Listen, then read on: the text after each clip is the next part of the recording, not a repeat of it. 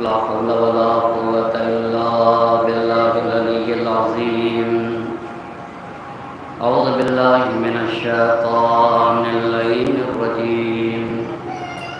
بسم الله الرحمن الرحيم. الحمد لله رب العالمين.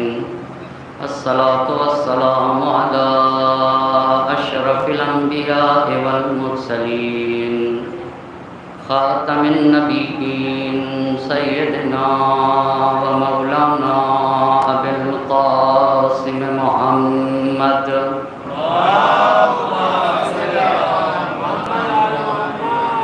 وعلى أهل بيته الطيبين الطاهرين المعصومين ولعنة الله على أعدائهم أجمعين. أما بعد فقد قال الله سبحانه تبارك وتعالى في كتابه الحكيم وقوله الحق. بسم الله الرحمن الرحيم. التائبون العابدون الحامدون السائحون الراكعون الساجدون الآمرون بالمعروف والناهون عن المنكر. صلوات پڑھنے پر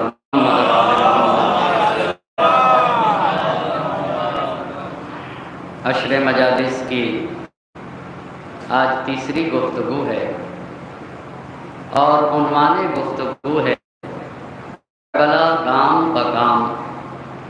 اس عنوان پر گفتگو کرنے کے لیے قرآن مجید کی جس آیہ مبارکہ کو سرنامِ سخن قرار دیا ہے اس میں اللہ مصلحین کے صفات کو بیان کر رہا ہے. اس میں اللہ ان ہستیوں کے خصوصیات کو بیان کر رہا ہے جو سماج اور معاشرے میں اصلاح کی فکر رکھتے ہیں، جو سماج اور معاشرے کو بدلنا چاہتے ہیں، اور جو لوگ سماج اور معاشرے میں تبدیلی لانا چاہتے ہیں. ان کی خصوصیات کو قرآن مجید اس طرح سے بیان کر رہا ہے. جو لوگ سماج اور معاشرے میں تبدیلی لانا چاہتے ہیں ان کی پہلی صفت یہ ہوتی ہے التائبون. وہ اپنے خالق اور مالک سے جڑے ہوئے ہوتے ہیں. وہ آب توبہ سے اپنے وجود کو پاک و پاکیزہ کرتے ہیں. العابدون، اور ان کی دوسری صفت یہ ہے کہ وہ اپنے خالق اور مالک کی عبادت کرتے ہیں. اپنے رب کے سوا کسی اور کی عبادت نہیں کرتے اور نہ ہی کسی کو لائق پرستش سمجھتے ہیں. الحامدون، ان کی تیسری صفت یہ ہوتی ہے کہ وہ صرف اور صرف اپنے معبود کی حمد و ثنا کرتے، اپنے خالق کی ستائش کرتے اور اپنے رب کی تعریف اور تمجید کرتے ہیں.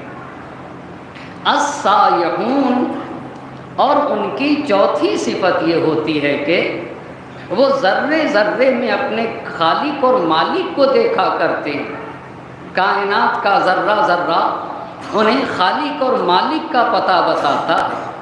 الراکعون، اور ان کی پانچویں صفت یہ ہوتی ہے کہ وہ سجدے میں، وہ رکوع میں جا کر کہتے ہیں سبحان ربی العظیم و بحمدہ، میرا رب عظمتوں کا مالک ہے، وہ عظیم خدا جس میں کسی طرح کا کوئی عیب نہیں پایا جاتا، وہ ہر نقص سے منزہ ہے، وہ ہر کمی سے پاک و پاکیزہ ہے.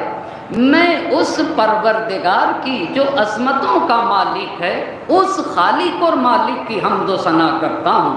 والساجدون، اور سجدے میں سر رکھ کر کہتے ہیں سبحان ربی الاعلی و بحمدہ، میرا پروردگار اعلیٰ ہے، وہ بلند و بالا ہے، وہ ہر عیب سے منزہ ہے، وہ پاک و پاکیزہ ہے، اس میں کسی طرح کی کوئی کمی نہیں پائی جاتی.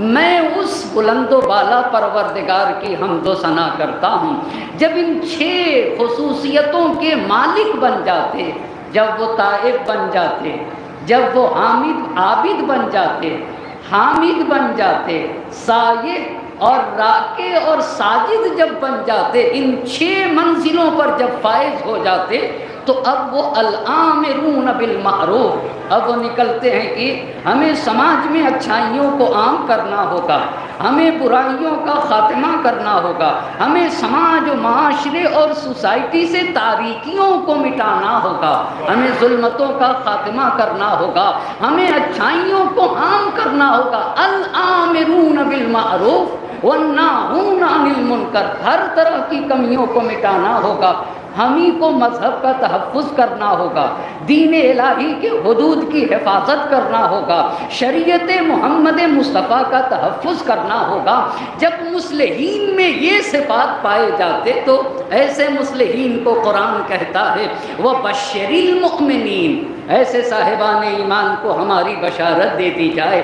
اگر اس آیے کریمہ کے معنی پہ غور کیا جائے اور کربلا کے عظیم یادگار اور عظیم یادگار کے بانی سید الشہداء حضرت ابا عبداللہ الحسین علیہ السلام اور ان کے با وفا اصحاب کو دیکھا جائے تو اس آیے کریمہ کے مصداق عطم سید الشہداء اور کربلا کے با وفا اصحاب ہیں، جو مصلح ہی نہیں بلکہ مصلح اعظم ہیں، صرف مصلح نہیں ہیں، مصلح اعظم ہے، اور ہر طرح کی کمیوں کو، تاریکیوں کو، ظلمتوں کو مٹانے کے لیے حسین کا انقلاب تھا، عالم کو نورانی بنانے کے لیے نکلے تھے، جہالت کی تاریکی سے نکالنے کے لیے اٹھے تھے، گمراہیوں کا خاتمہ کرنے کے لیے حسین اٹھے تھے۔ اور اسی لیے بہت توجہ کریے گا، وہ دین جسے اللہ کے نبی لے کر آئے تھے، اس دین کو جو بدلا گیا، اس بدلی ہوئی صورت کو اپنی اصلی حالت پہ پلٹانے کے لیے حسین اٹھے تھے۔ تو حسین کے کس دین کو اصلی حالت پہ پلٹانے کے لیے اٹھے تھے، وہ دین کی حالت کیا تھی؟ اللہ کے نبی نے 23 برس میں جو سچا دین پیش کیا، نبی گرامی کی رحلت کے بعد مسئلہ ثقیفہ پیش آیا۔ کل کی گفتگو ثقیفہ تک کر چکا تھا، اب آج کی گفتگو ثقیفہ کے بعد سے گفتگو ہوگی۔ اب بہت توجہ کریے گا، سب سے بڑا انحراف دین میں یہ ہوا کہ جو دین کے حقیقی رہنما تھے، جن کا حق تھا خلافت، جنہیں برسر اقتدار آنا چاہیے تھا، انہیں ان کے حق تک پہنچنے نہ دیا گیا اور ان سے ان کے حق کو غصب کر لیا گیا۔ اب جب توجہ کرنے کی ضرورت ہے اور بڑی اہم باتیں ہیں، سوال یہ ہے کہ، اور بنیادی سوال ہے اور ہر صاحب ایمان کے دل و دماغ میں یہ سوال آتا بھی ہے اور آنا بھی چاہیے، وہ یہ ہے کہ جب اہل بیت اطہار علیہ السلام کے حق کو غصب کیا گیا اور وہ بھی ثقیفہ میں غصب کیا گیا، تو امت مسلمہ کا ری ایکشن کیا تھا؟ آیا امت مسلمہ میں ری ایکشن ہوا یا نہیں ہوا؟ مدینے والوں میں ری ایکشن ہوا یا نہیں ہوا؟ مدینے سے باہر والوں میں ری ایکشن ہوا یا نہیں ہوا؟ اسی ری ایکشن کو میں بتانا چاہوں گا۔ اور جب ری ایکشن ہوا تو حکومت نے ان مؤمنین کے ساتھ کیا کیا؟ جب بھی میں حکومت کہوں گا تو حکومت سے مراد یہ ہوئے کہ ثقیفہ کے بعد حاکم اسلام کے بنے ہیں پہلے خلیفہ، پہلے خلیفہ۔ تو جب بھی حکومت کہوں اور مدینے کی حکومت کا تذکرہ کروں کہ مدینے کی حکومت نے ایسا کیا، تو اس کا مطلب یہ ہوگا کہ پہلے خلیفہ نے ایسا کیا ہے۔ اچھا اب توجہ کریے گا، بنیادی سوال یہ ہے کہ اگر آل محمد کے حق کو غصب کیا گیا اور مدینے میں غصب کیا گیا اور خلافت کو جب غصب کیا گیا تو پہلے خلیفہ ابو بکر ہوئے اسلام کے۔ اچھا یہ کل تک بتا دیا، تو کیا امت مسلمہ کا ری ایکشن ہوا یا نہیں ہوا؟ اور کتنی طرح کا ری ایکشن ہوا؟ جب ری ایکشن ہوا تو حکومت نے ان کے ساتھ کیسا برتاؤ کیا؟ اس پہ توجہ کرنے کی ضرورت ہے۔ ایک بڑی مشکل یہ آئی تاریخ میں، جس نے بھی حکومت کے خلاف یعنی ثقیفہ کے خلاف یعنی پہلے خلیفہ کے خلاف آواز بلند کی، انہوں نے کہہ دیا کہ یہ مرتد ہو گئے، انہوں نے کہہ دیا کہ یہ دین اسلام سے خارج ہو گئے، انہوں نے کہہ دیا یہ جاہلیت کی طرف پلٹ گئے۔ کیوں کہا؟ کیا واقعاً وہ مرتد ہو گئے تھے؟ کیا خلیفہ کی مخالفت اسلام سے خارج ہونا ہے؟ اب توجہ کریے گا، جب نبی گرامی حضرت محمد مصطفیٰ صلی اللہ علیہ وسلم کی رحلت ہوئی، آپ سے ایک اور بات پوچھنا چاہوں گا۔ فتح مکہ ہجرت کے 8ویں برس ہے۔ فتح مکہ کب ہے؟ ہجرت کے 8ویں برس ہے، اور پیغمبر کی رحلت ہجرت کے 11ویں برس ہے۔ نبی گرامی کی رحلت ہجرت کے 11ویں برس، اور فتح مکہ کب ہے؟ ہجرت کے 8ویں برس۔ فتح مکہ تک ایک ایک بات پہ توجہ کریے گا، ہجرت کے 10ویں برس حجۃ الوداع میں 1 لاکھ سے زیادہ مسلمان تھے۔ کتنے؟ 1 لاکھ سے زیادہ مسلمان تھے حجۃ الوداع میں، لیکن فتح مکہ کے موقع پر 12,000 مسلمان ہیں۔ فتح مکہ کے موقع پر کتنے ہزار مسلمان ہیں؟ 12,000 مسلمان ہیں۔ اس کا مطلب یہ ہوتا ہے کہ فتح مکہ کے بعد مسلمانوں کی تعداد بہت تیزی سے بڑھی۔ بھئی کہاں فتح مکہ اور کہاں 10 ذی الحجہ یعنی ہجرت کے 10ویں برس حجۃ الوداع میں 1 لاکھ سے زیادہ مسلمان ہو گئے۔ فتح مکہ کے بعد مکے کے اطراف کے لوگ ایک کے بعد دیگرے مسلمان ہوتے گئے، ایک کے بعد دیگرے مسلمان ہوتے گئے۔ ایک ایک بات پہ توجہ کریے گا، فتح مکہ سن 8 ہجری اور نبی گرامی کی رحلت سن 11 ہجری۔ اس کا مطلب یہ ہوا کہ فتح مکہ کے بعد اور نبی کی رحلت کے بعد کتنے مسلمان ایسے تھے جن کا اسلام یا 2 سال کا تھا یا 2.5 سال کا تھا، یا بہت مانیے تو 3 سال کا تھا، یا بہت مانیے تو 3 سال کا تھا۔ بھائی امیر شام معاویہ فتح مکہ میں اسلام نہیں لایا۔ امیر المومنین نے کہا جس نے نفاق کا لباس پہنا ہے وہ امیر شام ہے، جس نے نفاق کا لباس پہنا وہ ابو سفیان، جس نے فتح مکہ میں نفاق کا لباس پہنا، بہت توجہ کرے گا، جان بچانے کے لیے کہا ہم مسلمان ہیں، اپنے تحفظ کے لیے کہا کہ ہم مسلمان ہیں۔ فتح مکہ میں کون اسلام لائے؟ امیر شام معاویہ فتح مکہ میں، ابو سفیان فتح مکہ میں، ابو سفیان کی بیوی ہند اور امیر شام کی ماں ہندہ اور یزید کی دادی ہندہ۔ یہ کب مسلمان تو میں نہیں کہہ سکتا، نہ تاریخ نے کہا نہ میرے امام نے کہا، ہاں انہوں نے نفاق کا لباس پہنا۔ آپ کو پتہ ہے نبی کی رحلت کے 2.5 برس پہلے یہ مسلمان ہوئے۔ مسلمان کیا ہوئے؟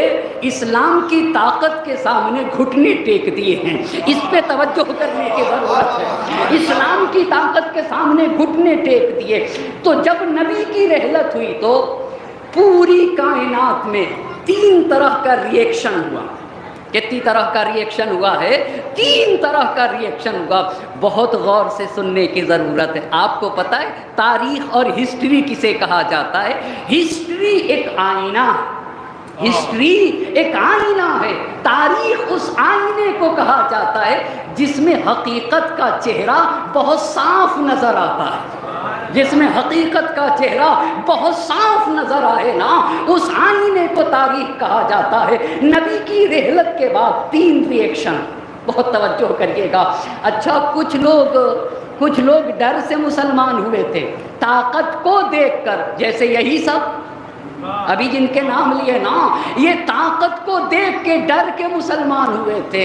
کتنے لوگ اسلام کو پہچانتے ہی نہیں تھے، اور کتنے ایسے لوگ تھے جو جاہلیت کی رسموں کو چھوڑ بھی نہیں سکتے تھے اپنے زمانے کے، اور کتنے مسلمان ایسے تھے کہ اگر آپ ان سے جا کر کہتے کہ بھئی زکوٰۃ دو تو یہ سمجھتے تھے کہ ایک زبردستی کی چیز ہے جو ہم سے لی جا رہی ہے۔ اسے توجہ کریے گا۔ تو میرے نبی کی رحلت کے بعد 3 طرح کا ریئیکشن۔ پہلا ریئیکشن یہ ہوا کہ کچھ لوگوں نے نبوت کا دعویٰ کر دیا، یہ پہلا ریئیکشن ہے، نبوت کا دعویٰ کر دیا، یعنی کیا کہا کہ ہم نبی ہیں۔ یہ اس میں کیا پہلو چھپا ہوا تھا؟ اس میں کیا راز تھا؟ اس میں کیا سیاست تھی کہ ادھر نبی دنیا سے گئے اور انہوں نے کہہ دیا کہ ہم کیا ہیں؟ نبی ہیں، ہم نبی ہیں۔ اس میں کیا راز تھا؟ انہوں نے یہ دیکھا کہ اگر کسی قبیلے کا کوئی شخص یہ کہتا ہے کہ ہم نبی ہیں تو سارے قبیلوں کا سردار بن جاتا ہے۔ یہ تو بڑی آسان چیز ہے کہ بھائی کسی بھی قبیلے کا انسان یہ کہہ دے کہ ہم نبی ہیں تو وہ سارے قبیلوں کا سردار بن جاتا ہے، تو کیوں نہ ہمارا ہی قبیلہ ایسا ہو کہ وہ سارے قبیلوں کا سردار بن جائے۔ بس پہلا ریئیکشن، بہت توجہ کریے گا، اور یہ ریئیکشن نبی کے زمانے ہی سے شروع ہو گیا تھا۔ پہلا ریئیکشن کیا ہوا کہ کچھ لوگوں نے نبی ہونے کا دعویٰ کر دیا، یہ کہا کہ ہم نبی ہیں۔ اب 3 لوگوں کے نام بتانا چاہوں گا جس نے تاریخ میں نبی ہی کے زمانے سے یہ مسئلہ شروع ہوا اور نبی کی رحلت کے بعد تک جاری رہا، جس میں سے ایک شخص ہے اسود انسی۔ پہلے شخص کا نام کیا ہے جس نے نبوت کا دعویٰ کیا؟ یہ یمن میں اس نے شورش برپا کی، یمن میں اس نے قیام کیا، اور قیام کرنے کے بعد کہا، نام کیا ہے؟ اسود انسی۔ اسود انسی پہلا شخص ہے جس نے نبوت کا دعویٰ کیا۔ ان باتوں کو بتانا اس لیے چاہوں گا کتنے سخت ماحول میں علی مرتضیٰ نے دین کا تحفظ کیا ہے، شریعت کا تحفظ کیا ہے، اسلام کا تحفظ کیا ہے، اور سچا دین ہم اور آپ تک کیسے پہنچایا ہے۔ امام معصوم نے اللہ اس کو بتانے کے لیے ان تمام باتوں کو بتانا چاہوں گا۔ پہلا شخص جس نے نبوت کا دعویٰ کیا وہ کون سا ہے؟ اسود انسی۔ اس نے کہاں کے اوپر نبوت کا دعویٰ کیا ہے؟ یمن میں شورش برپا کی، پیغمبر پاک کے نمائندوں کو خط لکھا، اور خط یہ لکھا کہ امسکوا علینا ما تاخذوا من ارضنا، جتنی ہماری زمینیں لی ہیں وہ ہماری زمینوں کو واپس کرو، اس لیے کہ نبی میں ہوں۔ بہت توجہ کریے گا، امسکوا علینا ما تاخذوا من ارضنا، جو ہماری زمین تم نے لی ہے ان ساری زمینوں کو واپس کرو۔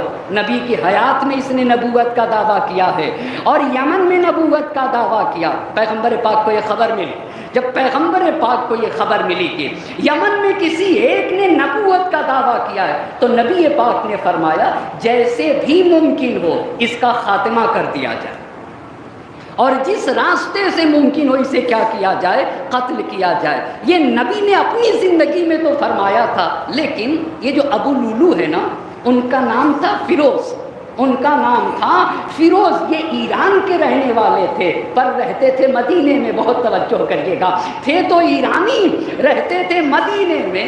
انہوں نے اسود انسی کو قتل کیا، لیکن اسود انسی کے قتل کی خبر نبی گرامی کے رحلت کے 3 مہینے کے بعد مدینے میں پہنچی۔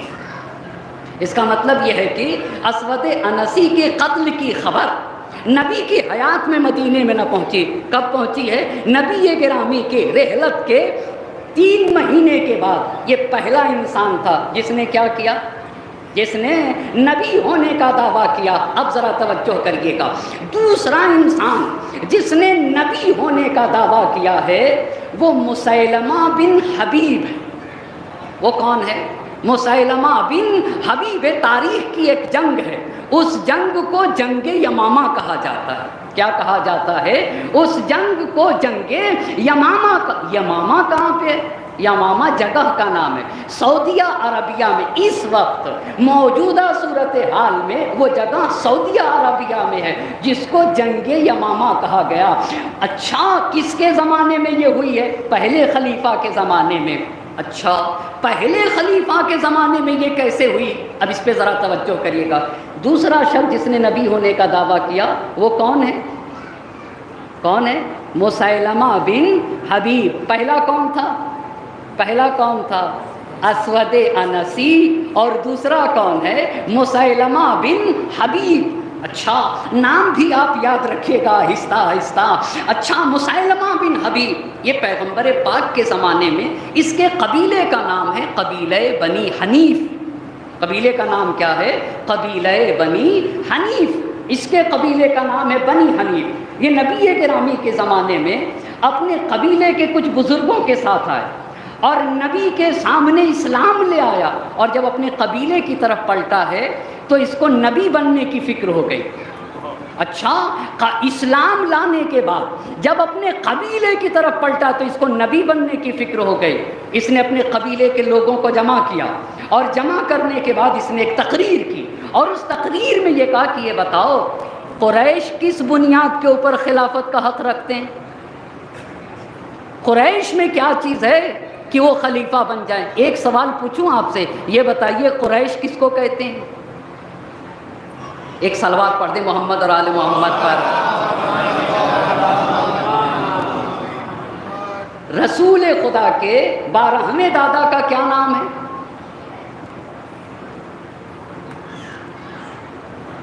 ایک صلوات پڑھ دیجئے بر محمد اور آل محمد. کل بتایا تھا رسول خدا کے 12ویں دادا ہوتے ہیں نضر بن کنانہ. جناب نضر کی اولاد کو قریش کہا جاتا ہے. کس کی اولاد کو؟ جناب نضر رسول خدا کے 12ویں دادا ہیں اور ان کی اولاد کو قریش کہا جاتا ہے. قریش میں 25 چھوٹے چھوٹے خاندان ہیں. کتنے خاندان ہیں؟ 25. ایک ہے بنی تیم، دوسرے خاندان کا نام ہے بنی عدی، تیسرے خاندان کا نام ہے بنی امیہ، چوتھے گھرانے کا نام ہے بنی ہاشم. عرب میں جو سب سے ممتاز قبیلہ ہے اس قبیلے کو بنی ہاشم کہا جاتا ہے. اسی قبیلے سے اللہ کے نبی ہیں، اسی قبیلے سے امیر المؤمنین ہیں، اسی قبیلے سے حضرت ابو طالب ہیں، اسی قبیلے سے ہمارے سارے ائمہ اسی قبیلے بنی ہاشم سے ہیں. تو اب آپ یہ بتائیے قریش کس کو کہتے ہیں؟ ایک اور صلوات پڑھ دیجئے بر محمد اور آل محمد. کسے کہیں گے قریش؟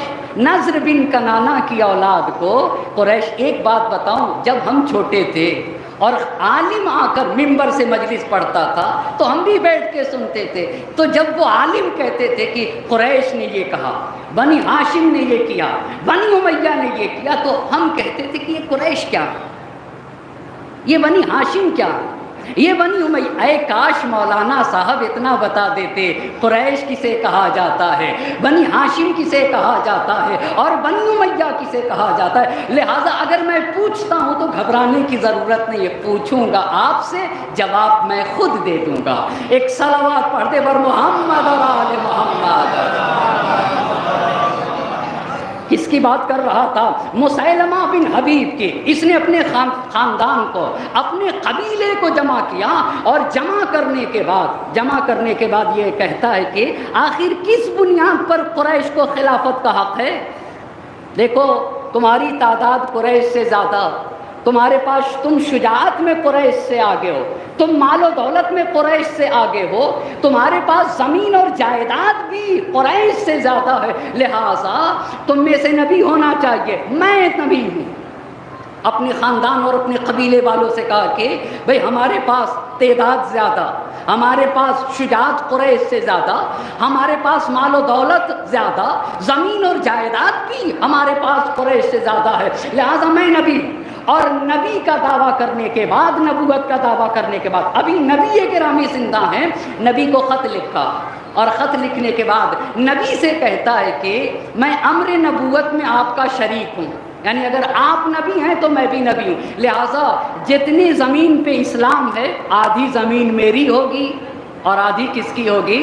آدھی آپ کی ہوگی. بھائی اب تو ہم دو مل کے نبی رہیں گے، آپ اکیلے نبی نہیں رہ سکتے، ہم دو لوگ مل کے نبی رہیں گے. جب دو نبی ہو گئے تو آدھی زمین ہماری ہوگی اور آدھی زمین کیا ہوگی؟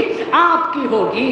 اچھا پھر کہتا ہے کہ مسیلمہ بن حبیب پھر کہتا ہے کہ قریش زیادتی کرنے والی قوم ہے، قریش تجاوز کرنے والی قوم ہے. تو نبی گرامی نے اس کے جواب میں ایک ہی آیت لکھی، ان الارض للہ یورثها من یشاء من عبادہ والعاقبۃ للمتقین.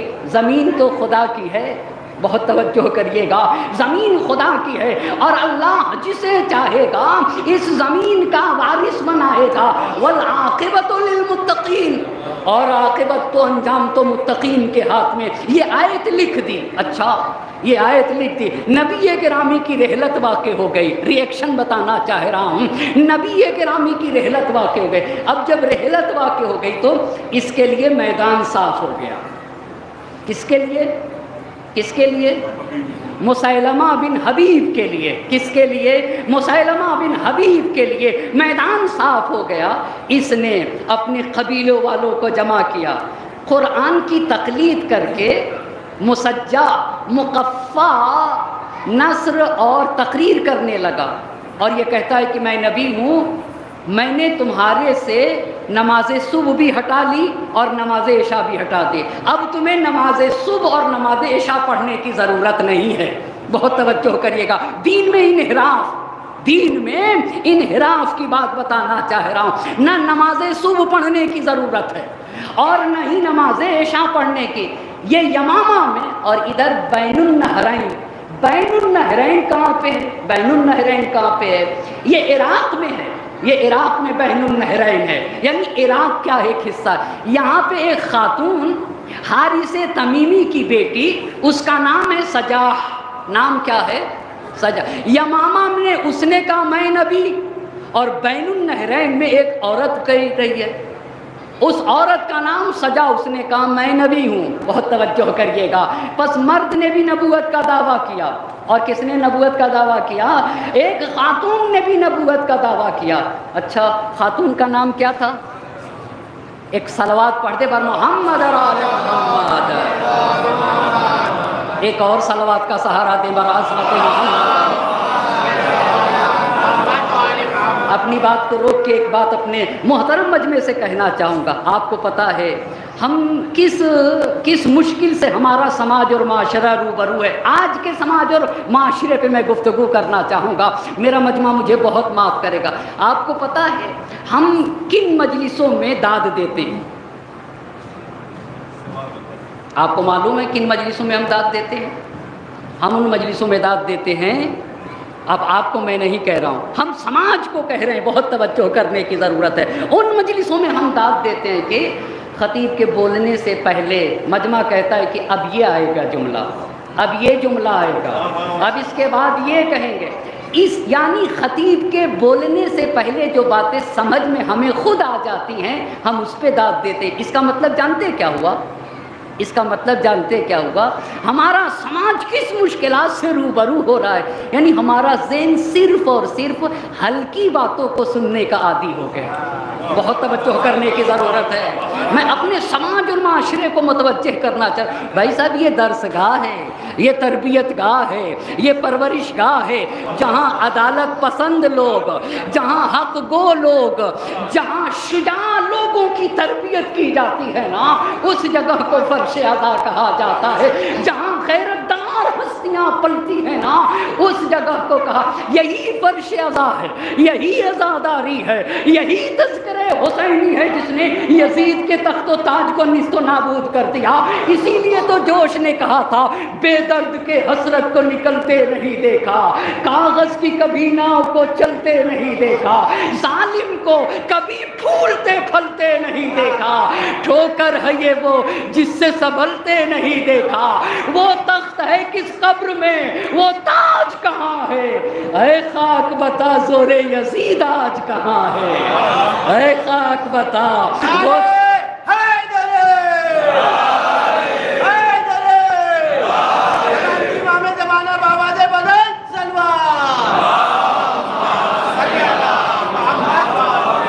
وہ تخت ہے کس قبر میں، وہ تاج کہاں ہے، اے خاک بتا زور یزید آج کہاں ہے۔ احساس نہیں جس میں وہ تاریخ ہے سینہ، احساس چاہیے اللہ اللہ، سینے میں قوت احساس ہونا ضروری۔ زندہ قوم اس قوم کو کہا جاتا ہے جس کے یہاں قوت احساس بھی ہو اور جرأت اظہار بھی ہو، دونوں چیزیں چاہیے، قوت احساس بھی ہو۔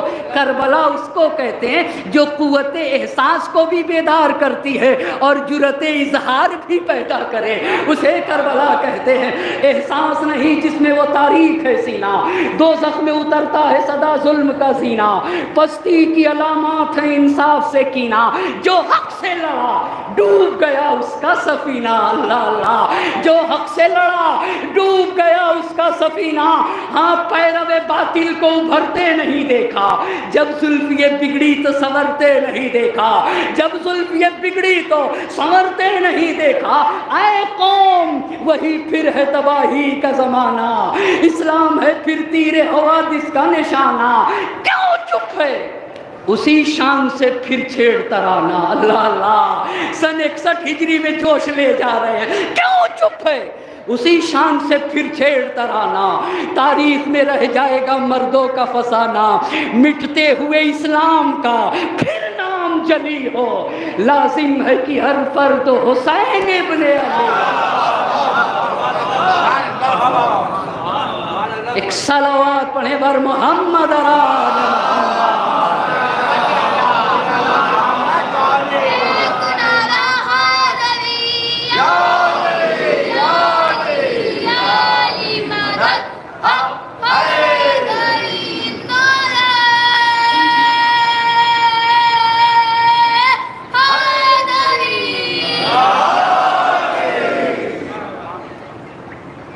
اے قوم وہی پھر ہے تباہی کا زمانہ، اسلام ہے پھر تیر حوادث کا نشانہ، کیوں چپ ہے اسی شان سے پھر چھیڑ ترانہ، تاریخ میں رہ جائے گا مردوں کا فسانہ، مٹتے ہوئے اسلام کا پھر نام جلی ہو، لازم ہے کہ ہر فرد حسین ابن علی ہو۔ تو ادھر مسیلمہ بن حبیب اور ادھر کون تھی؟ بین النہرین میں سجا، اس نے کہا میں نبی، اس نے کہا کہ میں نبی۔ اچھا اب یہ جا کر جب روبرو ہوئی کس سے روبرو ہوئی؟ مسیلمہ سے، بھائی وہ مرد ہے یہ خاتون ہے، تو اس نے کہا، اس لڑکی نے، اس سجا نے، اس خاتون نے کہا کہ میں نے تمہاری بڑی خصوصیتیں سنی ہیں، اور آپس میں دونوں نے ایک دوسرے سے شادی کی۔ جب شادی کی اس نے مسیلمہ نے سجا سے، تو کہتا ہے کہ تمہاری مہر میں نماز صبح کو ہٹا دیتا ہوں، اور تمہارے مہر میں نماز عشاء ہٹا دیتا ہوں۔ تو اس نے کہا، سجا نے کہا کہ ایسا ہے کہ اب ہم دو لوگ مل کے دو پیغمبر رہیں گے، بہت توجہ کرنے کی ضرورت ہے، دو لوگ مل کے رہیں گے اور مل کر کے پیغمبر اور پوری دنیا کو اپنا مطیع و فرما بردار بنا لیں گے۔ اچھا اب یمامہ میں ان سے ایک جنگ ہوئی ہے، ان سے کیا ہوئی ہے؟ ایک جنگ ہوئی ہے، یعنی مسیلمہ ہے، ادھر سجا ہے، اور پورا اس کا قبیلہ، اور اس کے قبیلے سے اسلام کی ایک جنگ ہے۔ تو اب یہ بتائیے حاکم کون ہے؟ پہلے خلیفہ ہیں۔ اب توجہ کریے گا، انہوں نے لشکر اسلام کا جو کمانڈر بنایا ہے، نہایت گندے انسان کو بنایا۔ ظاہری اعتبار سے آج بہت توجہ کریے گا، اور آج کے بعد سے، آج ہی سے گفتگو، بڑی اہم گفتگو آپ کے درمیان کہنا چاہوں گا، ظاہری اعتبار سے مضبوط تھا مگر نہایت گندا انسان تھا، نفسانی اعتبار سے نہایت کثیف اور نہایت گندا انسان تھا۔ وہ کون تھا؟ خالد بن ولید۔ یہ خالد بن ولید کون ہے؟ اس کا تھوڑا سا شجرہ جاننے کی ضرورت ہے۔ نہایت گندا انسان، جس نے ابھی بتانا چاہوں گا، بلکہ وہیں پہ بتا دوں گا، علی مرتضیٰ کے گھر پہ حملہ کرنے والوں میں جو آگے تھا وہ خالد بن ولید ہے، جو آگے تھا وہ خالد بن ولید ہے۔ اسی نے مالک بن نویرہ کی اہلیہ کے ساتھ، مالک بن نویرہ کہتے رہے میں مسلمان ہوں، مالک بن نویرہ نے کہا کہ نماز پڑھی، ابو قتادہ نے، عبداللہ ابن عمر نے آ کر گواہی دی خالد بن ولید سے، ہمارے ساتھ ان لوگوں نے نماز پڑھی ہے، مالک بن نویرہ نے نماز پڑھی ہے، یہ مسلمان ہے، مگر مالک بن نویرہ کو قتل کیا۔ اور سردی کا زمانہ، ان کی اہلیہ لیلہ بنت منہال اتنی خوبصورت تھی۔ ابھی اس مسئلے کو بتانا چاہوں گا، یہ سارا مسئلہ دوسری حکومت میں ہوا، دوسری حکومت، نہایت گندا انسان مالک بن نویرہ کو قتل کر کے۔ بھائی صاحب آپ کو پتہ ہے، اگر کسی شوہردار عورت کے ساتھ کوئی زنا کرتا ہے، یعنی ایک ایسی خاتون جو شادی شدہ ہے، تو اس کو اسلام میں زنا محسنہ کہا جاتا ہے، اور اس کی سزا یہ ہے کہ ایک قبر نما گڈھا کھود کے اس گڈھے میں اسے رکھا جائے گا، اور گڈھے کو پاٹ دیا جائے گا، اور پھر اس پہ پتھر برسائے جائیں گے، اور اسی عالم میں اسے مار دیا جائے گا۔ یہ ایسے زانی کی کی سزا ہے اسلام کے اندر۔ تو خالد بن ولید نے ایک شوہردار عورت کے ساتھ زنا کیا، ایک مسلمان کو قتل کیا۔ کل بتایا تھا آپ کو، آپ یہ بتائیے اگر کوئی غلطی سے کسی مسلمان کو قتل کر دے تو دیت واجب ہے، کتنی دیت دی جائے گی؟ 100 اونٹ دیے جائیں گے۔ اور اگر کوئی جان بوجھ کر کسی مسلمان کو قتل کرے تو قصاص لیا جائے گا، قتل کا بدلہ قتل پہ۔ لیکن میں کبوتر کی طرف تیر چلا رہا تھا، جا کے ایک مسلمان کو لگ گیا اور مسلمان غلطی سے مر گیا مجھ سے، اگر غلطی سے مر جائے تو 100 اونٹ ہے۔ تو خالد بن ولید نے جان بوجھ کر کے مالک بن نویرہ کو قتل کیا۔ ایک بات، ان کی اہلیہ کے ساتھ زنا کیا، یہ تاریخ ہے عزیزان محترم، زنا کیا اہلیہ کے ساتھ۔ اچھا تو حاکم کو سزا دینا چاہیے یا نہیں؟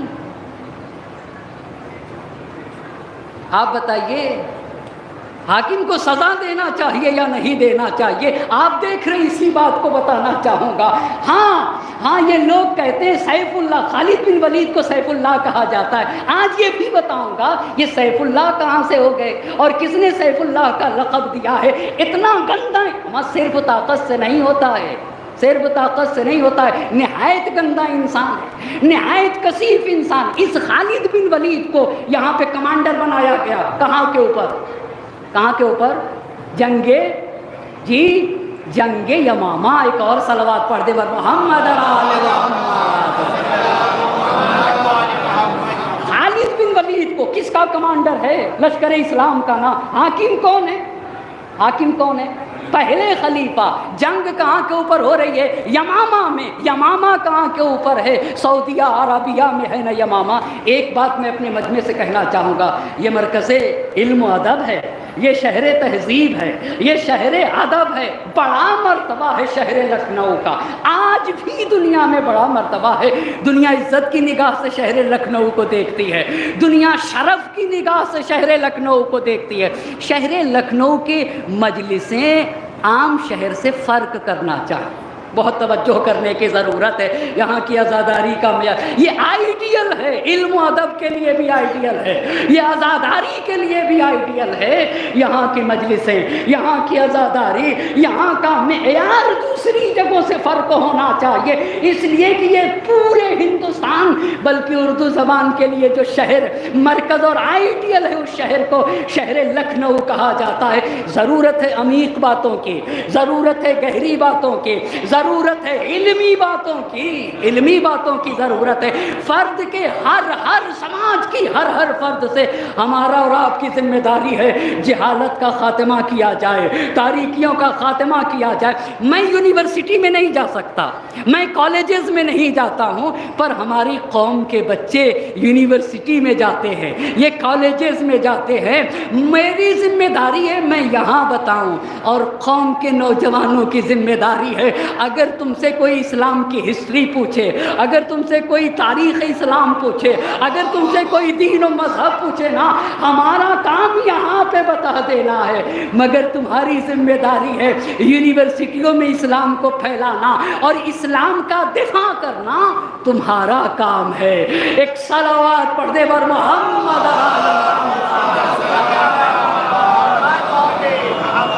اسی لیے اس اشرے کا اہتمام کیا گیا۔ ہمیں 57 سالہ حسین کو جاننا ہے اور ہمیں 57 سالہ کردار کو پڑھنا ہے عزیزان محترم۔ اس کے لیے آپ کی توجہات درکار ہیں، آپ کی محبتیں درکار ہیں۔ ہم سب مل کے سید الشہداء کی عزاداری کو منائیں گے۔ اچھا تو خالد بن ولید مسلمانوں کا لشکر لے کر یہ سپہ سالار بنا، اس نے شکست تو دے دیا۔ کس کو شکست دیا؟ کس کو؟ مسیلمہ بن حبیب کو اچھا شکست دے دیا، لیکن شکست دینے کے بعد کس قبیلے سے تھا مسیلمہ؟ کس قبیلے سے تھا؟ قبیلہ بنی حنیف سے تھا۔ خوب اچھی طریقے سے یاد کرنے کی ضرورت ہے۔ کس قبیلے سے تھا؟ قبیلہ بنی حنیف سے تھا، بنی حنیف سے تھا۔ اس نے تو کر تو دیا، لڑ تو گیا، شکست تو دے دیا مسلمانوں کے ساتھ، لیکن تاریخ نے لکھا ہے پھر گندا انسان تھا، بڑا گندا انسان تھا۔ اسی قبیلے بنی حنیف کے ایک شخص فجاء بن مرارہ نام ہے، اس کا نام کیا ہے؟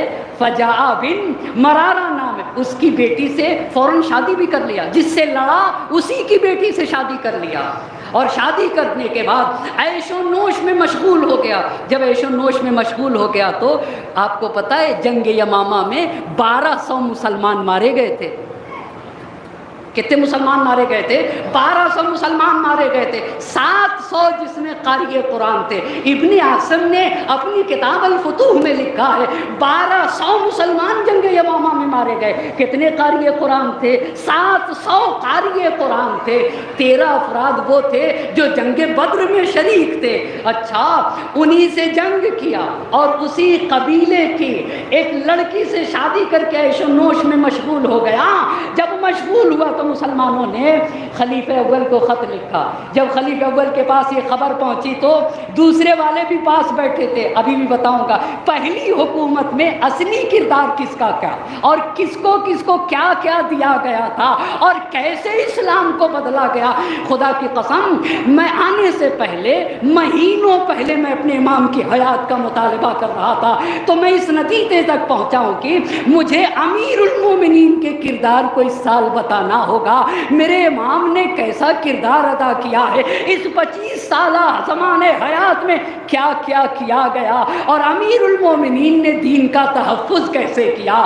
ایک صلوات پڑھ دے بر محمد و آل محمد۔ اچھا یہاں تک لے آیا نا، اس نے شادی کر لی، مسلمانوں نے خط لکھ دیا۔ کس کے پاس خط لکھا؟ خلیفہ اول کے پاس۔ بالکل میرے ساتھ جڑے رہیے گا، خلیفہ اول کے پاس۔ آپ کو بتا دوں، آپ کو ایک بات اور بھی کہنا چاہتا ہوں، جو باتیں میں منبر سے پڑھتا ہوں نا، پڑھنے سے پہلے لکھتا ہوں، پڑھنے سے پہلے لکھنے سے پہلے مطالعہ کرتا ہوں۔ بہت توجہ کریے گا، اس کا مطلب یہ ہوتا ہے کہ جس کو بھی جو سوال ہے بغیر بے جھجک ہو کے وہ مجھ سے پوچھ لینا چاہیے اسے۔ اور آپ سے بھی میری گزارش ہے، سوالات کرنا آپ کے حق ہے، اور میرے امام نے کہا کہ سمجھنے کے لیے سوال کیا کرو، اکڑ دکھانے کے لیے اور کٹ حجتی کے لیے سوال نہیں ہونا چاہیے، پر سوال آپ کا حق ہے۔ میں یہاں رکا رہتا ہوں، جہاں پہ بھی کسی کو سمجھنے میں کوئی مشکل ہونا بغیر جھجک کے اسے مجھے پوچھ لینا چاہیے۔ خط آ گیا۔ اچھا، دونوں بیٹھے تھے ایک ساتھ۔ پہلے خلیفہ نے ایک جگہ تاریخ نے لکھا ہے کہ کہا میرے سب سے قدیمی اور سب سے قریبی دوست ہیں عمر، سب سے قریبی اور سب سے قدیمی دوست ہیں۔ اور ابن ابی الحدید معتزلی نے لکھا ہے کہ اگر عمر نہ ہوتا تو ابو بکر خلیفہ بن ہی نہیں سکتے تھے۔ اگر عمر نہ ہوتے، ابن ابی الحدید معتزلی ہمارے عالم نہیں ہیں، معتزلہ سے ان کا تعلق ہے، انہوں نے لکھا ہے کہ اگر عمر نہ ہوتے تو ہماری تہذیب، ہم مہذب انسان ہیں، ہم کسی کی توہین نہیں کرتے، مگر ہم تو تاریخ کو بیان کرتے ہیں، ہم انصاف کے ساتھ حقیقت کو بیان کرتے ہیں، ہم حق کو حقیقت سے جدا نہیں ہونا چاہتے۔ انہوں نے لکھا ہے کہ اگر دوسرے نہ ہوتے تو پہلے بن ہی نہیں سکتے تھے۔ پہلے کل بتایا تھا نا، ہم اپنا عربی کرتا ایسے اوپر اٹھایا اور کمر پہ کس لیا اور آگے لے کے چل رہے تھے سقیفہ سے مسجد النبی کی طرف۔ اما جو گزرتا تھا اس کو پکڑ کے لا کے ہاتھ پہ ہاتھ رکھ دیتے تھے۔ بیعت ہو گئی، اسے بیعت کہتے ہیں،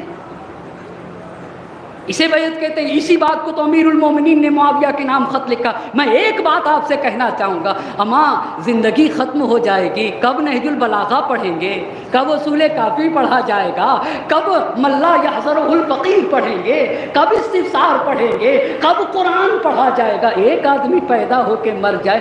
آپ کو پتہ ہے آج کل ایکسٹرنل ہارڈ آ رہی ہے نہیں آ رہی ہے؟ کتنے ٹی بی کی ہوتی ہے، کتنے ٹی بی کی آ رہی ہے؟ 2 ٹیرا بائٹ 3 ٹیرا بائٹ ممکن اور آ گئی ہو نا، یعنی لیکن اللہ نے ہم اور آپ کو جو ہارڈ دیا ہے وہ لمیٹیڈ ہے یا ان لمیٹیڈ ہے؟ آپ یہ بتائیے، ہمیں جو ہارڈ دیا ہے اللہ نے وہ لمیٹیڈ ہے یا ان لمیٹیڈ ہے؟ اچھا یہ بتائیے، مجھے کمپیوٹر چلانا نہیں آتا ہے، مجھے ٹائپ کرنا بھی نہیں آتا ہے۔ اچھا، نہ مجھے کمپیوٹر چلانا آتا ہے، نہ مجھے ٹائپ کرنا آتا ہے۔ اب یہ بتائیے، میں 1.5 لاکھ کا لیپ ٹاپ لے کے بیٹھ جاؤں، جس انسان کو ٹائپ کرنا نہیں آتا، تو آپ کیا کہیں گے؟ اما یہ کام تو 20-25 ہزار لیپ ٹاپ سے بھی ہو سکتا ہے۔ ہنسیں گے آپ۔ مولانا کو دیکھو، ٹائپ کرنا آتا نہیں، 1.5 لاکھ کا لیپ ٹاپ لیے بیٹھے ہیں۔ بہت توجہ کریے گا. اما انلیمیٹڈ ہارٹ دے کے اللہ نے بھیجا ہے. اگر یہ ہارٹ اللہ کی بارگاہ میں خالی لے کے چلے گئے تو ملائکہ ہنسیں گے. اللہ جب انہوں نے استعمال کرنا ہی نہیں تھا تو انہیں دیا کاہے لیے تھا. ایک صلوات پڑھتے بر محمد.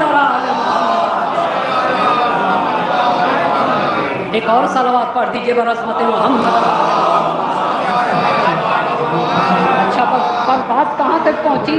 بات یہاں تک پہنچے کہ ہاں شکست دے دیا، شادی بھی کر لیا، خط آ گیا. جب خط آیا تو دوسرے خلیفہ نے پہلے خلیفہ سے یہ کہا کہ یہ ایسا ہی انسان ہے. ولید کے لیے دوسرے خلیفہ نے پہلے خلیفہ سے کہا یہ ایسا ہی انسان ہے، یہ میرے دل کو چوٹ پہنچاتا ہے. تو ابو بکر نے یعنی پہلے خلیفہ نے ولید کے نام ایک سخت خط لکھا، اور اس خط میں جب لکھا تو ولید کے پاس جب وہ خط پہنچا تو ولید مسکرا کے کہتا ہے کہ یہ کام کسی اور کا نہیں ہے، یہ کام عمر کا ہے. مجھے یقین ہے کہ ابو بکر مجھ سے راضی ہے. بہت توجہ کریے گا، آپ ذرا غور کریں نا. مجھے یقین ہے کہ ابو بکر مجھ سے راضی ہیں. ایک صلوات پڑھ دیجئے بر محمد. ایک اور جاگتی ہوئی صلوات پڑھیں بر عظمت محمد اور آل محمد. بس یہ کیا ہوا، یہ پہلا ریئیکشن. پہلا کون سا تھا آپ بتائیں گے؟ اسود عنسی. دوسرا کون سا تھا؟ مسیلمہ بن حبیب. تیسرا طلحہ بن خویلد. تیسرا کیا ہے؟ طلحہ بن خویلد. ایک صلوات پڑھ دے پر محمد اور آل محمد. ایک اور صلوات پڑھ دیجئے بر عظمت محمد اور آل محمد. صلوات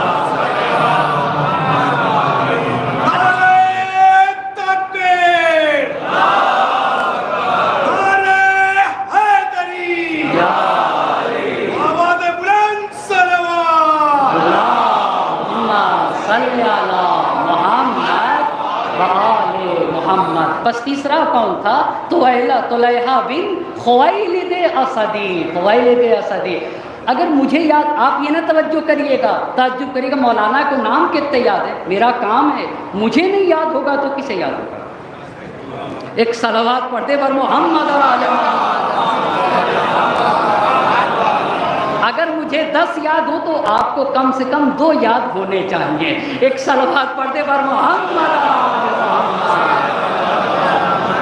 اچھا بس تیسرا ہوا، اس کو بھی مسلمانوں نے شکست دے دیا. اتنی بات ہو گئی. اب آئیے، بس یہ ایک ریئیکشن تھا. کچھ لوگوں نے کہا کہ ہم نبی ہیں، اس میں سے خاتون نے بھی نبی ہونے کا دعویٰ کیا. لیکن اب اصلی بات آ رہی ہے. لیکن کچھ قبیلے ایسے تھے، بہت توجہ. اما ریئیکشن کیا ہو؟ ایسا نہیں ہوا ہے تاریخ میں اہل بیت کا حق غصب کر لیا گیا ہو اور بولنے والا نہ تھا. بولنے والے بولے تو تھے مگر ان کی آواز کو وہیں پہ دبا دیا گیا. اتنا مارا گیا کہ انہیں خاموش کر دیا گیا. کس حکومت میں مارا گیا ہے؟ جی پہلی حکومت میں. ایک صلوات پڑھتے بر محمد اور آل محمد. مجھے کوئی تعصب نہیں ہے، مجھے کسی طرح کا کوئی تعصب نہیں ہے، پر ایک سچا انسان سچی بات ضرور کہے گا اور اسے کہنا بھی چاہیے. اب آئیے، کچھ قبیلے ایسے تھے. اسے طبری نے لکھا ہے، اسے تاریخ، ہماری کتاب نہیں، اسے تاریخ طبری نے لکھا. کچھ قبیلے ایسے تھے، وہ کہتے تھے کہ ہم ابو بکر کی بات نہ مانیں گے. کیوں نہیں مانیں گے؟ کہا اس لیے نہیں مانیں گے کہ ہمارے ساتھ ان کا کوئی عہد و پیمان نہیں، ہمارے اوپر ان کی اطاعت واجب نہیں. اہل بیت کے حق کو انہوں نے غصب کیا ہے، حسد کی بنیاد پر خلافت کو ان سے چھین لیا. یہ کچھ قبیلے کہتے تھے، کہا حسد کی بنیاد پر اہل بیت کی خلافت کو ان سے چھینا گیا. واللہ، متن پڑھ رہا ہوں، واللہ ما اذلتموها عن اہلها الا حسدا منکم لهم. خدا کی قسم، تم نے یہ خلافت اہل بیت کا حق تھا اور ان کے حق کو تم نے چھینا ہے. کس بنیاد پر؟ تم نے اہل بیت سے حسد کیا. اسی کو کہتے ہیں فتح. خدا کی قسم، کسی کی حقانیت میں کوئی اکس تو رہا ہے نا. یہ خود بڑی فتح ہے اہل بیت اطہار علیہ الصلوۃ والسلام کی. ہاں حق کہلوا دیا، ٹھیک ہے، ہاں خلافت پر نہیں پہنچ سکے مگر بولنے والے بولے. اس میں سے ایک قبیلہ ہے مالک بن نویرہ تمیمی یربوئی کا. کیا ہے یہ ریئیکشن جو یہ کہہ رہے تھے کہ ہم ابو بکر کو زکوٰۃ نہیں دیں گے. ایک بات پہ توجہ کریے گا، میں ایک مسئلہ کو حل کرنا چاہتا ہوں. وہ مسئلہ کیا ہے؟ ایک صلوات کا سہارا دے برسمت یہ بتائیے ایک مرتبہ یہ ہے کہ میں کہوں کہ میں خمس کو نہیں مانتا. یہ ایک مسئلہ، کیا میں خمس کو نہیں مانتا ہوں، دین میں خمس نہیں ہے، یہ ایک بات. دوسری بات یہ ہے کہ میں خمس کو مانتا ہوں مگر مولانا میں آپ کو نہیں دوں گا. دونوں میں فرق ہے ہی نہیں. خمس پر ایمان رکھتا ہوں مگر آپ کو جی. اور ایک مرتبہ ایک انسان کہے کہ میں خمسی پہ ایمان نہیں رکھتا. اگر یہ کہہ دے کہ میں خمس پہ ایمان نہیں رکھتا تو وہ مرتد ہو جائے گا، وہ دین سے خارج ہو جائے گا. ضرور میں نماز پہ ایمان نہیں رکھتا لیکن کہہ دے کہ بھائی خمس اور زکوٰۃ کو مانتا ہوں پر آپ کو نہیں دوں گا. بہت توجہ کریے گا، پر آپ کو نہیں دوں گا. نبی گرامی کے بعد کچھ قبیلوں نے کہا ہم زکوٰۃ مانتے ہیں مگر اس حکومت کو نہیں دیں گے. اللہ، مگر اس حکومت کو نہیں دیں گے، یہ حکومت اس لائق نہیں ہے ہم اسے زکوٰۃ دے دیں. اس بات کو حکومت نے اصل مخالفت تھی حکومت کی، دین کی مخالفت نہیں تھی. مخالفت کاہے کی تھی؟ مخالفت حکومت کی تھی، مخالفت دین کی نہیں تھی. یہ قبیلے دین کو مانتے تھے، حکومت کو نہیں مانتے تھے. حکومت نے کیا کہا؟ حکومت نے ان قبیلوں پہ الزام لگا دیا یہ دین سے خارج ہیں، کہا یہ مرتد ہے، اور مرتد قرار دے کر ان کے گلے کاٹ دیے. توجہ کرنے کی ضرورت ہے. انہیں مرتد، اما یہ تم کو نہیں مانتے تھے تو مولانا آپ تاریخ پڑھیے، میں تاریخ سے آپ کو بتانا چاہوں گا اور بالکل اعتماد کے ساتھ بتانا چاہوں گا. بس اصل مسئلہ سمجھ میں آ گیا نا. زکوٰۃ کو مانتے تھے یا نہیں مانتے تھے؟ جی مانتے تھے. کس کو نہیں مانتے تھے؟ حکومت کو نہیں. کھل کے کہیے، ایک صلوات پڑھیے بر محمد. اچھا زکوٰۃ کو مانتے تھے، کس کو نہیں مانتے تھے؟ جی ہاں، اتنا تو حق بنتا ہے نا، آپ میرے ساتھ اتنا تو کہہ سکتے ہیں زکوٰۃ کو مانتے تھے، زکوٰۃ پر ایمان رکھتے تھے پر حکومت کو نہیں مانتے تھے. جانے قربان ہو جائیں. اسی میں سے ایک قبیلہ یہ کہتا تھا. وہ کس کا قبیلہ؟ مالک بن. اما کسی سے مناظرہ جب کریے گا، کسی سے گفتگو کریے گا تو پوچھئے گا مالک بن نویرہ تمیمی یربوئی کے اہلیہ کے ساتھ تاریخ میں کیا ہوا اور کس نے وہ گندا عمل انجام دیا ہے. اسی قبیلے میں سے ایک قبیلہ مالک بن نویرہ تمیمی یربوئی کا، جو کہتے تھے کہ ہم ابو بکر کو زکوٰۃ نہیں دیں گے. نہ یہ کہ وہ زکوٰۃ کے منکر تھے. اچھا ہوا کیا؟ تو مالک کون ہے؟ مالک بن نویرہ تمیمی یربوئی ہیں کون؟ بڑے فصیح، بڑے بلیغ، بڑے جوان مرد اور بڑے شجاع انسان تھے. اتنے کریم انسان تھے کہ ان کا شمار بادشاہوں کی فہرست میں آتا تھا. کس کا؟ مالک بن نویرہ کا. رسول خدا کے زمانے میں یہ اسلام لے آئے. جب مالک اسلام لے آئے تو ان کا پورا قبیلہ مسلمان ہو گیا. آپ کو ایک بات بتاؤں، کبھی سوچا کریے کیوں امام حسین نے جگہ جگہ قبیلوں کے سردار کو کیوں خط لکھا؟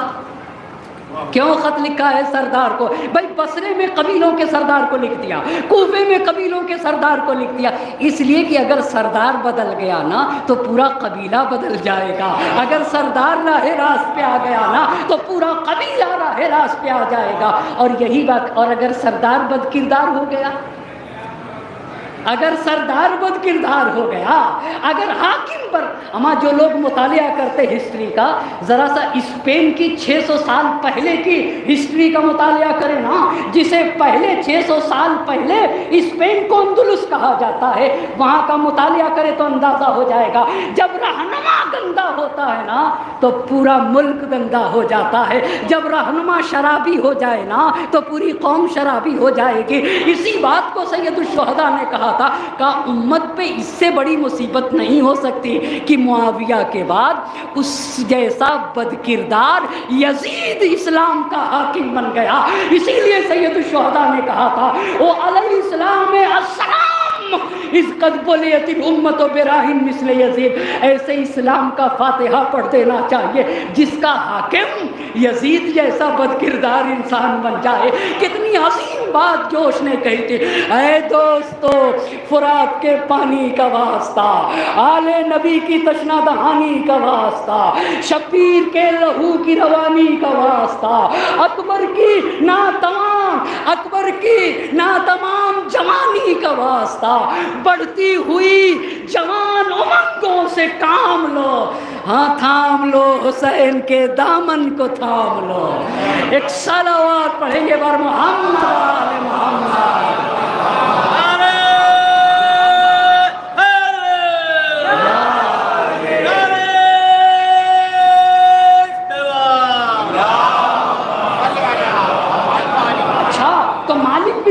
پہ گفتگو کر رہا تھا، نبی گرامی کے زمانے میں ان باتوں کی قدر کریے گا۔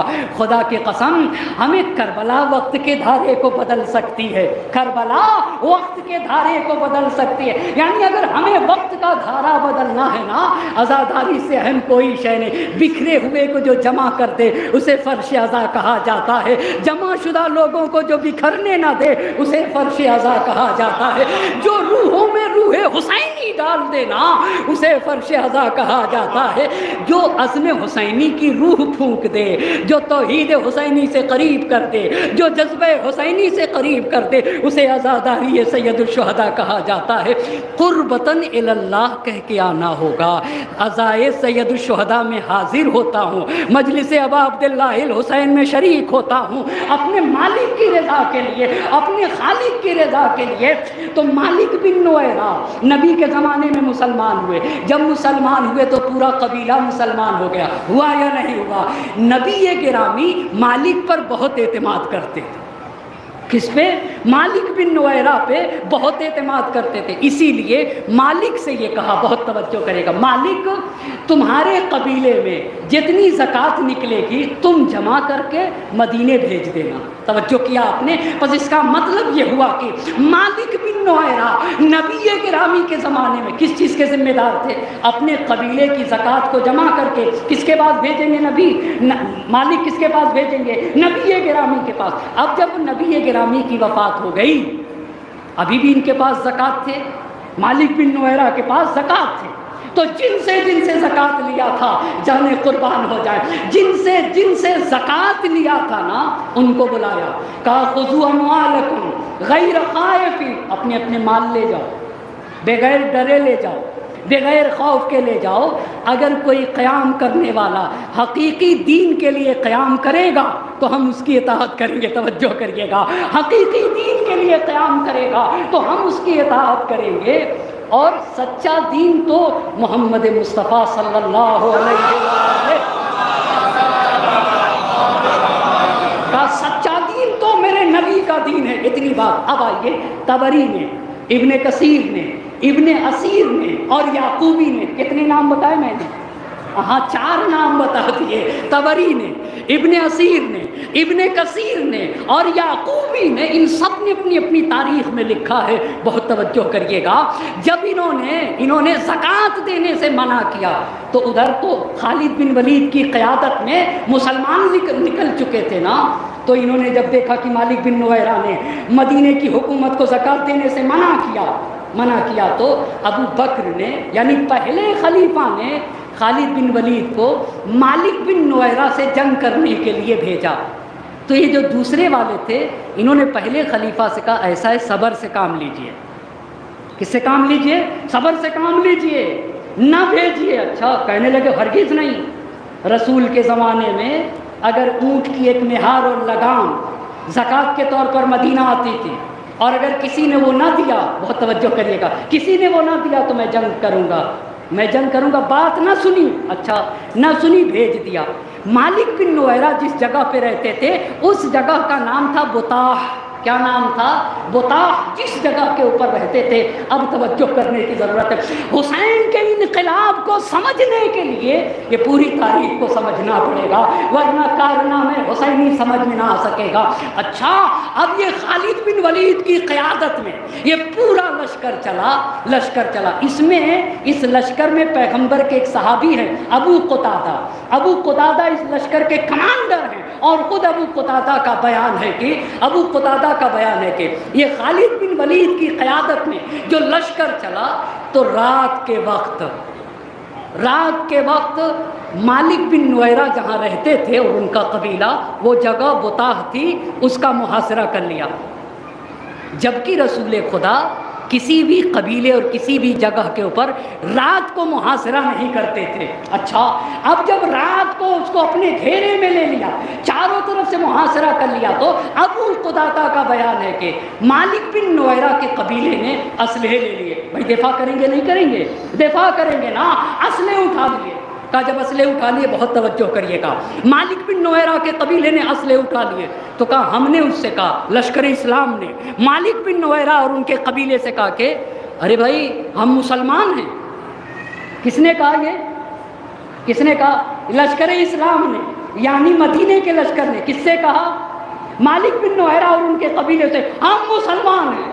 تو آپ کو پتا ہے، تاریخ پڑھ رہا ہوں، مالک بن نویرہ کے قبیلے نے کہا ہم بھی مسلمان ہیں۔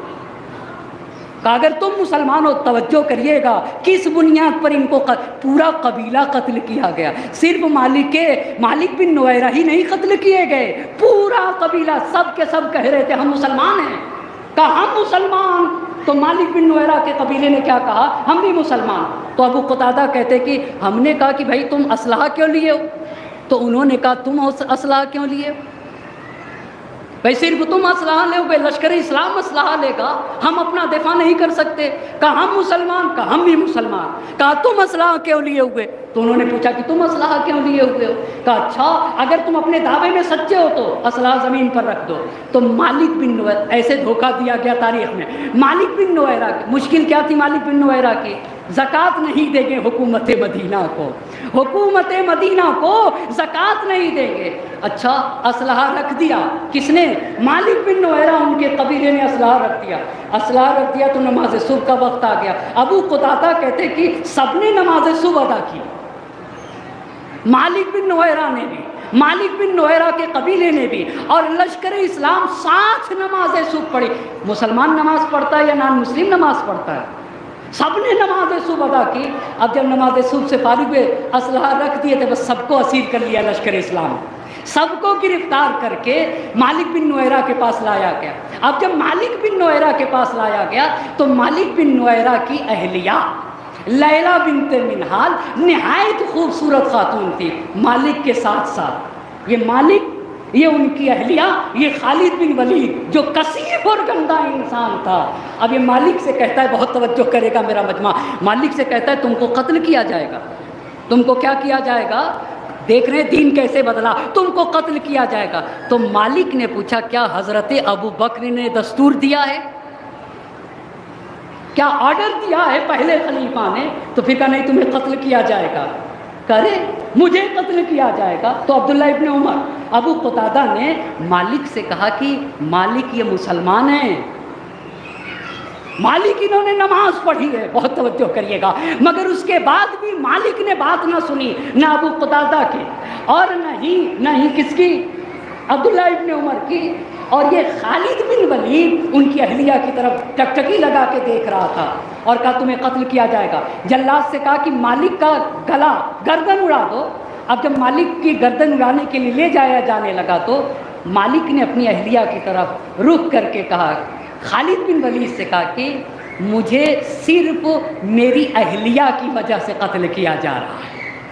بہت توجہ کریے گا، مجھے صرف اور صرف میری اہلیہ اور میری شریک حیات کی وجہ سے۔ یعنی مطلب کیا تھا؟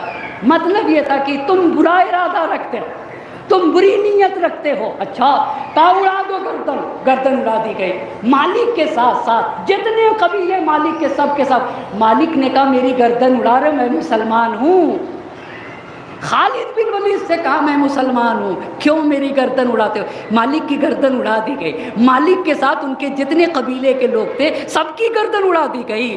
اس کے بعد بڑا ٹھنڈک کا زمانہ تھا، تاریخ نے لکھا ہے کہ یہ ملعون، یہ کثیف، یہ گندا انسان اپنے خیمے میں خالد بن ولید کی بیوی کو لے جا کر العیاذ باللہ، اس نے ایک شوہردار خاتون کی، اب تو شوہر دنیا سے گزر چکے پھر بھی تو عدہ رکھے گی عورت، بہانے کا کوئی راستہ نہیں ہے بھئی۔ اگر کسی کا شوہر مر جائے تو مر جانے کے بعد 4 مہینے 10 دن عدہ رکھنے کے بعد عورت شادی کرتی ہے، اور اسے قتل کرنے کے بعد اپنے خیمے میں لے جا کر اس نے زنا کیا، العیاذ باللہ۔ اچھا، اب جب زنا کیا، بہت توجہ کرنے کی ضرورت ہے، زنا کیا تو مسلمانوں نے آ کر جب بتایا، ابو قتادہ مدینہ صحابی رسول، اور آنے کے بعد خدا کی قسم کھا کے کہا، قسم خدا کی، ساری تاریخ سے پڑھ رہا ہوں، قسم خدا کی، اب اگر کسی فوج کا کمانڈر خالد بن ولید بنایا گیا تو میں اس کے کمانڈری کے تحت نہیں جا سکتا۔ اس نے مالک بن نویرہ جو کہ مسلمان تھے ان کا گلا کاٹا، مالک بن نویرہ کا۔ اچھا، اب جب یہ بات کہی تو دوسرے والے خلیفہ نے پہلے خلیفہ سے کہا کہ بھائی اس نے زنا کیا ہے، بہت توجہ کریے گا، انہوں نے بھی کوئی ہمدردی میں نہیں، ابھی میں بتاؤں گا، اگر آپ کو درد تھا، بہت توجہ کریے گا، اگر آپ نے یہ اعتراف کیا کہ خالد نے زنا کیا ہے اور اس کو سنگسار کرنا چاہیے، اس پہ پتھر برسانا چاہیے، تو کچھ دن کے بعد تو آپ کی حکومت آ گئی تھی، سن 14 ہجری میں کیوں نہیں خالد کو سنگسار کیا؟ بہت توجہ، لہٰذا اگر ان کی بات کہوں تو آپ یہ نہ کہیے گا کہ ان کو دین سے کوئی ہمدردی تھی، اما اگر دین سے ہمدردی تھی تو آپ نے اپنی حکومت میں کیوں نہیں سزا سنائی؟ آپ کو سزا سنانا چاہیے تھا اپنی حکومت میں۔ اچھا، انہوں نے کہا، بہت توجہ کریے گا، بہت توجہ، اس جملے پہ توجہ کرے گا میرا مجمع، انہوں نے کہا کہ زنا کیا ہے، سنگسار کرو، تو پتہ ہے جواب کیا ملا؟ یہ حکومت اپنے چیلوں کو اور چیلوں کے کرتوت اور بدکرداریوں کو چھپانے کے لیے اس کے پاس ایک ہی بہانہ تھا۔ کیا بہانہ تھا؟ انہوں نے اجتہاد کیا ہے۔ انہوں نے کیا کیا ہے؟ یہ بتائیے، اجتہاد کس سے کیا جاتا ہے؟ آپ بتائیے، اجتہاد قرآن سے ہوتا ہے نا؟ اجتہاد کس سے ہوتا ہے؟ اجتہاد قرآن سے ہوتا ہے، توجہ کریے گا، اجتہاد کیا ہے؟ یہ کہہ کے ذرہ برابر پہلے خلیفہ نے سزا نہ دی، آپ رسول کے نام پر خلیفۃ الرسول اپنے کو کہتے ہیں اور دین کا رہنما کرتے ہیں، اور زنا کیا تو کہتے ہیں کہ چونکہ آپ کا اپنا تھا۔ آپ کو پتہ ہے جس نے ابو بکر کے حکومت تک پہنچنے کے سارے مقدمات فراہم کیے، یہی خالد بن ولید ہے۔ یہ خالد بن ولید ہے جس نے ابو بکر کو یہاں تک پہنچایا ہے۔ انہوں نے کہا اجتہاد کیا۔ اچھا، اجتہاد کیا تو دوسرے خلیفہ نے کہا کہ کم سے کم اس کو لشکر کی کمانڈری سے ہٹا دو، کیسے معزول کر دو نا، کم سے کم لشکر کی کمانڈری سے۔ تو جانتے ہیں پہلے خلیفہ نے کیا کہا؟ جس تلوار کو، بہت توجہ کریے گا، ان کو سیف اللہ کا لقب کہاں سے ملا؟ کہا جس تلوار کو اللہ نے نیام سے باہر نکالا ہے، میں اس تلوار کو کیسے نیام میں لے جاؤں؟ ایک صلوات پڑھے بر محمد اور آل محمد۔ کہا جس تلوار کو، اچھا تو دوسرے والے خلیفہ کچھ کر دیتے۔ دوسرے والے جب وہ آئے تو انہوں نے جانتے کیا کیا؟ انہوں نے صرف اتنا کیا کہ کمانڈری سے ہٹا دیا، مگر انہوں نے زنا کیا تھا، اس کثیف انسان نے زنا کیا تھا، تم نے کیوں نہیں سنسار کیا؟ تم نے کیا؟ اور اتنا ہی نہیں، سب اندر سے ملے تھے، سب کے سب اندر سے ملے۔ دلیل کیا ہے مولانا؟ اما آپ کو پتہ یہ لوگ کہتے تھے، آج بھی ان کے ماننے والے یہی کہتے ہیں، ان المیت لا يعذب ببکائه، اگر مردہ پر رویا جائے تو مردے کو تکلیف ہوتی ہے، کہتے ہیں یا نہیں کہتے ہیں؟ آپ بتائیے، نہیں کہتے؟ بھائی کہتے ہیں، تو ان کے یہاں یہ حدیث ہے کہ مردے پر رویا جائے تو مردے کو تکلیف ہوتی ہے۔ سن 21 ہجری میں آپ بتائیے دوسرے خلیفہ کب سے کب تک ہیں؟ کب سے کب تک ہے؟ پہلے خلیفہ 11 سے 13 تک، دوسرے خلیفہ 13 سے 23 تک، تیسرے خلیفہ 23 سے 35 ہجری تک۔ ایک مرتبہ پھر سے کہیں گے ہم لوگ، ایک صلوات پڑھتے برحمت محمد۔ پہلے خلیفہ کب سے کب تک ہیں؟ 11 سے 13 تک۔ دوسرے خلیفہ 13 سے بغیر تھکے ایسے ہی سنتے رہیے گا۔ یہ اور بات ہے کہ وقت ختم ہو گیا، اب اس سے زیادہ نہ آگے بڑھا سکوں گا، لیکن کل سے میرے ساتھ ایک مشکل یہ ہے کہ مجھے وقت بہت کم نظر آتا ہے، یعنی دکھتا ہے کم پڑ جاتا ہے۔ کم سے کم 2-3 گھنٹے کی تقریروں کا سلسلہ ہو 10 دن تو پھر ایک مرحلے تک پہنچایا جا سکتا ہے، لیکن یہ کاروان تو جاری رہے گا انشاءاللہ۔ اس عشرے کو ہم اور آپ تحریک کے عنوان سے دیکھیں، یہ عشرہ مشن ہے، یہ عشرہ تحریک ہے، یہ عزاداری ایک تحریک حسینی ہے نا۔ اس میں ہم نے حسین کے کارنامے کو جاننا ہے، عظمت سید الشہداء کو پہچاننا ہے، اہل بیت اطہار علیہ الصلوۃ والسلام کی عظمتوں سے آگاہی حاصل کرنا ہے۔ ہاں، ہمیں کچھ کر کے مرنا ہوگا۔ ہمیں کیا کرنا ہوگا؟ ہمیں کچھ کر کے مرنا ہوگا، جس کا جو میدان ہے اس میں اسے کرنا ہوگا۔ تو ان کی حدیث کیا ہے ان کے یہاں کہ مردے پر رونے سے کیا ہوتی ہے مردے کو؟ تو 21 ہجری میں خالد بن ولید واصل جہنم ہوا۔ کس کا زمانہ تھا؟ کس کا زمانہ تھا؟ تو انہوں نے لوگوں کو کھلی اجازت دی کہ دل بھر کے خالد بن ولید پہ رو۔ اس کا کیا مطلب ہے بھائی صاحب؟ اس کا کیا مطلب ہے؟ اس کا مطلب ہے سب ملے جلے ایک صلوات پڑھتے پر محمد۔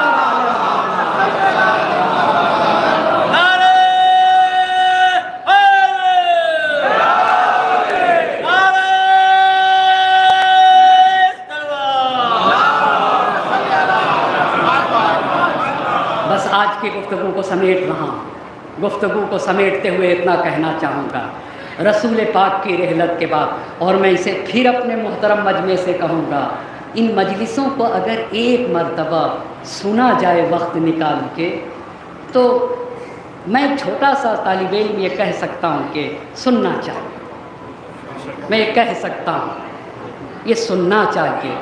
اور ایک تحریک اور مشن میں جڑنے کا ایک اور بھی راستہ ہے، اپنے دوست، اپنے احباب، اپنے رفقا، اپنے ساتھیوں کو بھی مجلس عزائے حسینی میں شرکت کی دعوت دی جائے۔ یہ خود بڑی شرکت ہے اس تحریک اور اس مشن میں، زیادہ سے زیادہ سید الشہداء کے پیغام کو دنیا تک عام کیا جائے، اور یہی ہمارا ہدف ہے، اور یہی ہماری عزاداریوں کا مقصد ہے سید الشہداء کے۔ بس 3 طرح کا ریئیکشن، 3 لوگوں نے نبوت کا دعویٰ کیا۔ پہلا کون تھا؟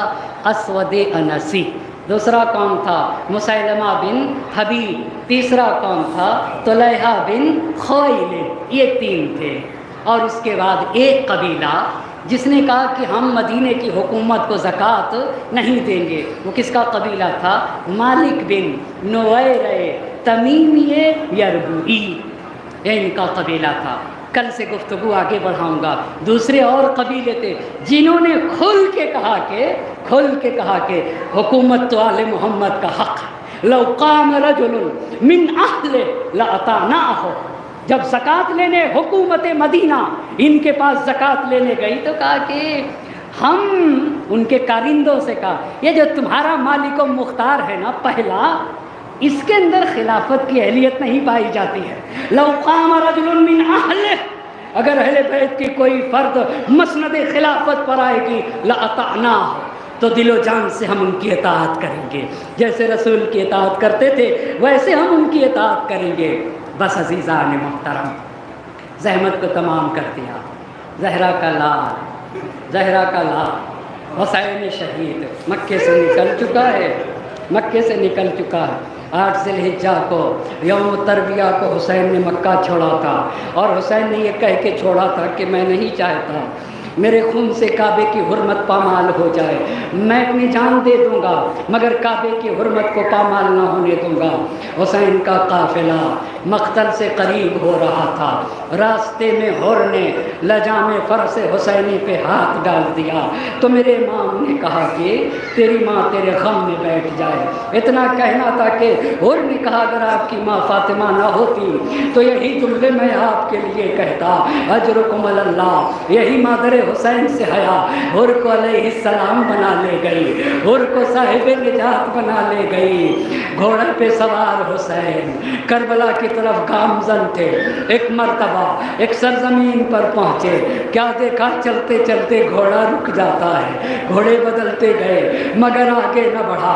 سید ابن طاووس رحمۃ اللہ علیہ نے لکھا، حسین نے پوچھ لیا اس زمین کا نام کیا ہے تو کہنے والے نے کہا اسے کربلا کہا جاتا ہے۔ اللہم اعوذ بک من کرب و بلاء، اے میرے اللہ میں غم و اندوہ سے تیری پناہ مانگتا ہوں۔ ہاذا ہا ہنا محط رحالنا، یہی ہمارے آباد ہونے کی جگہ ہے۔ ہا ہنا مسفک دمانا، یہی ہمارے خون بہائے جائیں گے۔ ہا ہنا محل قبورنا، یہی ہماری قبریں بنیں گے۔ ہا ہنا واللہ ہوتے کا حریمنا، خدا کی قسم یہی وہ جگہ ہے جہاں ہماری حرمتوں کو پامال کیا جائے گا۔ ہا ہنا مسفک دمانا، ہا ہنا قتل رجالنا، یہی وہ جگہ ہے جہاں ہمارے مردوں کو قتل کیا جائے گا۔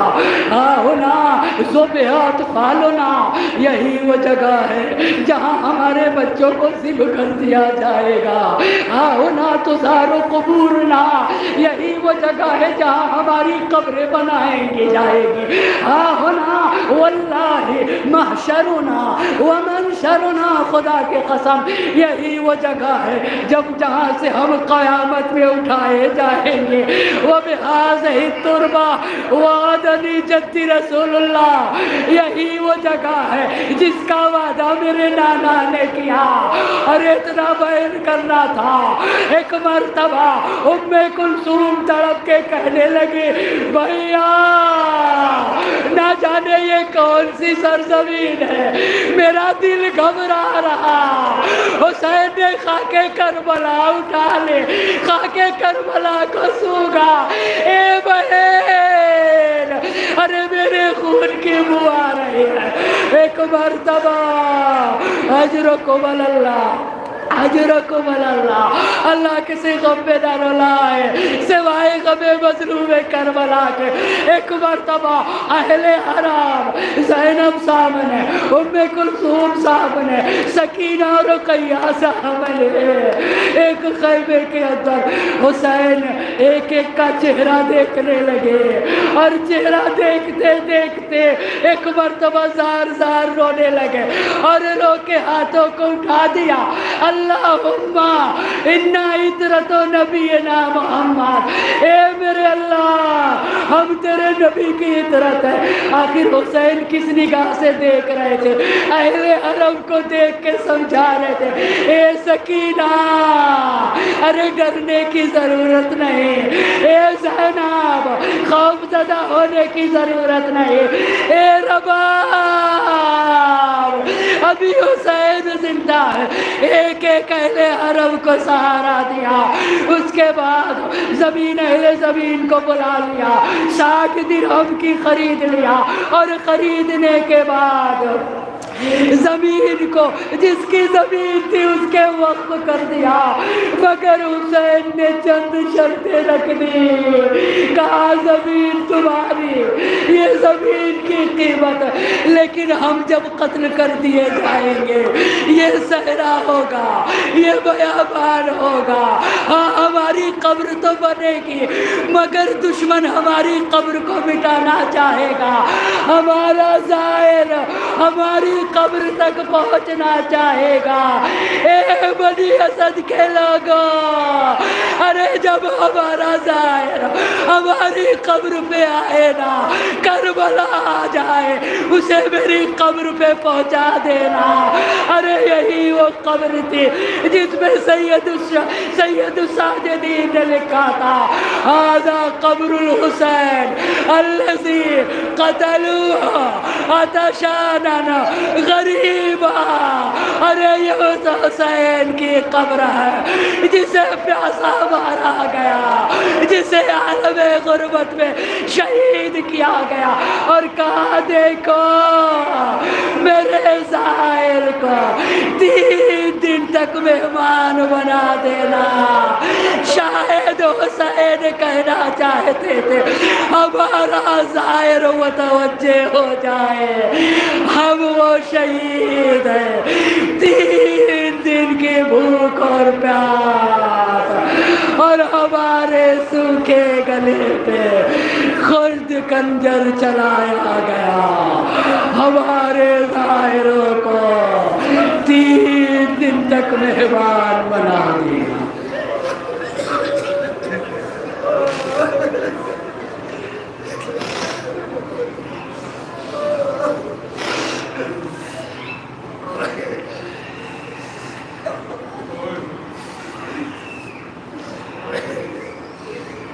وسيعلم الذين ظلموا أي منقلب ينقلبون. إنا لله وإنا إليه راجعون.